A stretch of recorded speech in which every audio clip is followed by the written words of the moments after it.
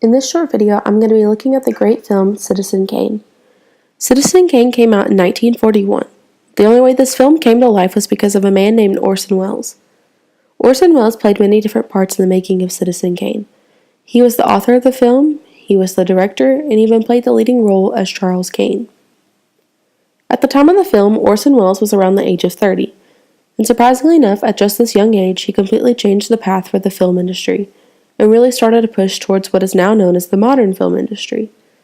Alongside Orson Welles was the cinematographer Gregg Toland. Gregg Toland started his career at a young age and worked on many film sets prior to Citizen Kane.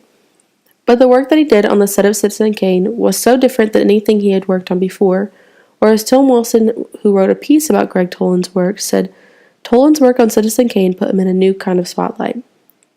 The spotlight, as Tom Wilson talks about, really shines through when Orson Welles put both his and Gregg Toland's name on the same card at the end of the film. The both of them as a pair made one of the best films in history.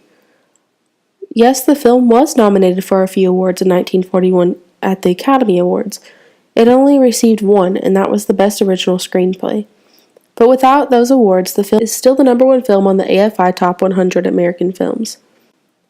The reason for this popularity is mostly for the use of different techniques that is used throughout the film.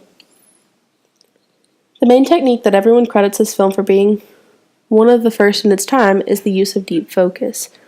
For the definition of deep focus, I went to Roger Ebert, and he says that deep focus is a strategy of lighting, composition, and lens choice that allows everything in the frame from the front to back to be in focus at the same time. For the time, the use of deep focus was groundbreaking. Throughout the film, the use of deep focus is seen many times. One example of this technique is in the scene where Charles Kane is in Mr. Thatcher's office. He is walking towards the window. He then turns back and comes back towards the camera with the other people. During the scene, all the characters remain in complete focus, even when Charles Kane walks all the way to the background. This technique was used in the scene to show Kane losing his control over the situation as he walks towards the window, and then regaining his control when he turns to walk back towards the other characters. Another example is in the scene where Charles Kane is standing by the fireplace while his wife is working on a puzzle. Now, like the previous example, Kane is farther off in the distance, but different from the last example is that it is meant to show his power and almost fearfulness over his wife. Though these are both great examples of deep focus, the scene that really captures all the elements of this technique is at the very beginning of the film. Watch this clip from Citizen Kane and look how Gregg Toland used the technique deep focus to really make this scene so profound. Be careful, Charles. Kane. Pull your muffler around your neck, Charles. Kane, I think we shall have to tell him now. Yes. I'll sign those papers now, Mr. Thatcher. You people seem to forget that I'm the boy's father. It's going to be done exactly the way I've told Mr. Thatcher. There ain't nothing wrong with Colorado. I don't see why we can't raise our own son just because we come into some money. If I want, I can go to court.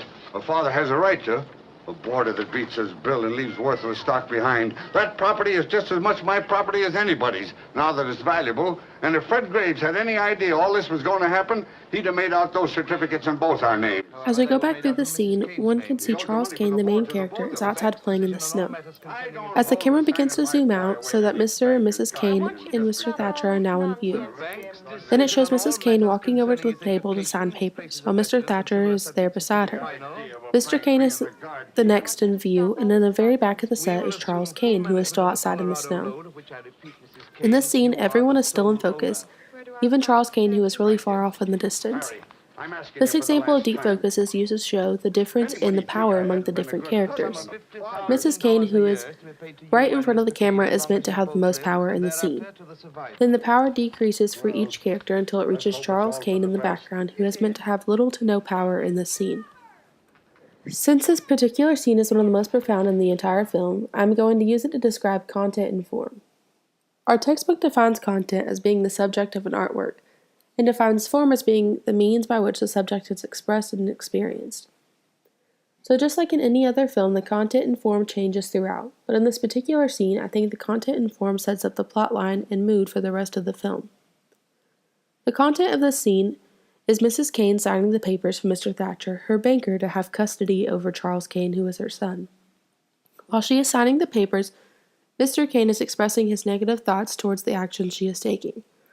All the while, Charles Kane is playing in the snow, not knowing that anything is going on. The form of this scene is simply the use of deep focus, and like I said before, it is used to represent the difference in power for each character.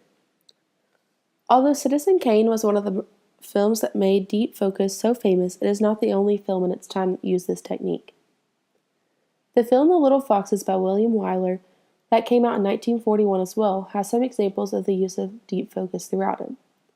As one can see in these scenes, each character is completely in focus, although they are farther or closer to the camera.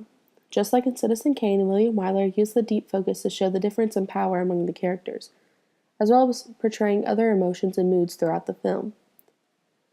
So like I mentioned before, Orson Welles and Greg Toland used Citizen Kane to completely change the film industry, and all because they weren't afraid to use different techniques like deep focus.